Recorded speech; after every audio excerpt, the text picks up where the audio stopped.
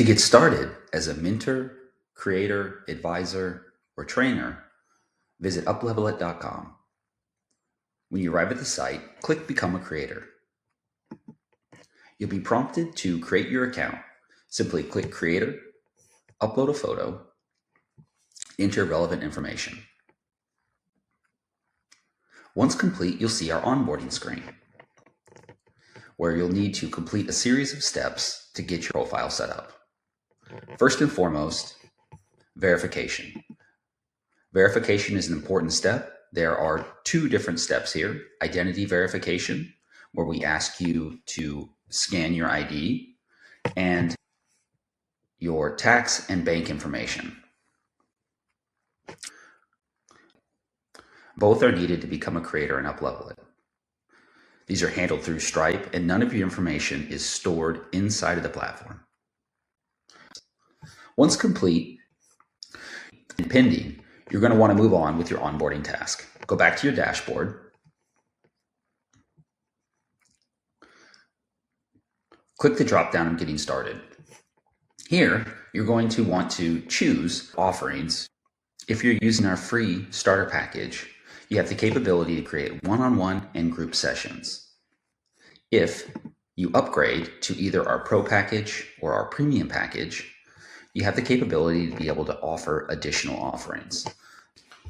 Now, once you've chosen your package, come to your profile. This is where you're going to want to fill out all the various information about yourself that's going to attract others to want to work with you. So make sure you're putting time into a couple different areas. Your bio, professional details, expertise, and industries. Feel free to get creative in this area, as this is your site. Next, go to social links to be able to put in all of your various different social links, as well as any custom links. And next, I'll highlight the profile link. This is a unique URL that you can share your profile out with others. And then last, the settings tab. This is where you'll be able to control things like updating your password, two-factor authentication, and more. Last, we'll go back to our dashboards, and then we're going to want to set up our sessions and calendars. This is where you're going to set up your one-on-ones and group sessions. Click into Create Sessions. Then I can create my sessions, filling out the relevant information. What is the type of session? What is being offered?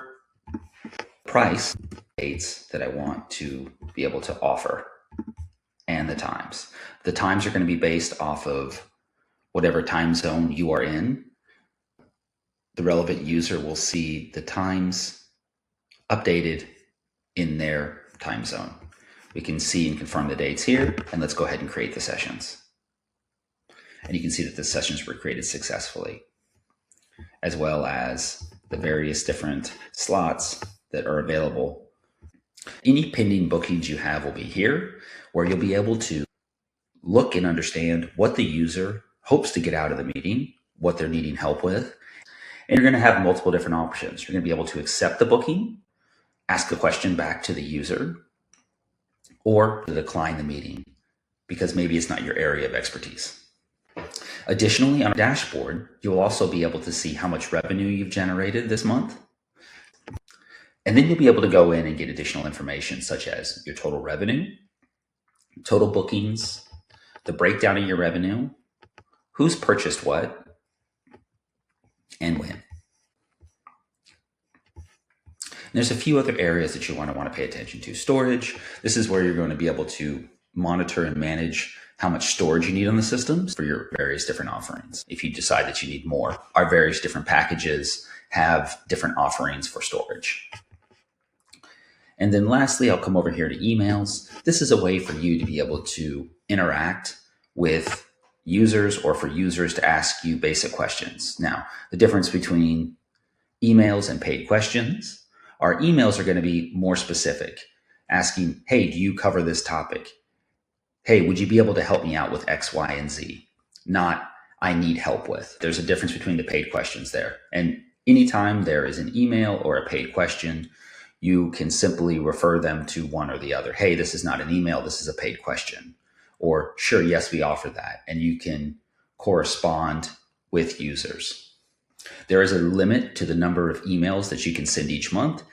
If you find that you're getting a lot of questions from users, it might be a prompt for you to go in and update more information inside of your offerings to clarify what you're helping the users with.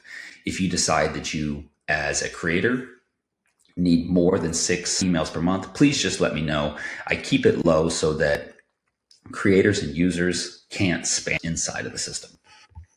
Now, lastly, as a user, I'll highlight the rest of the toolbar up here. One of them is you can switch over to a user. Obviously, everybody needs help at some point. So not only become a creator, you can also switch over to the user side and book meetings just as a user does. Next, you have your wallet. You can dive into the various different features here. You have your notifications, and then you have your profile. And this is where you can come in and get additional information. So hopefully this helps you understand what you can do as a free user. Get started today. And feel free to reach out to us at support@uplevelit.com if you need any more help.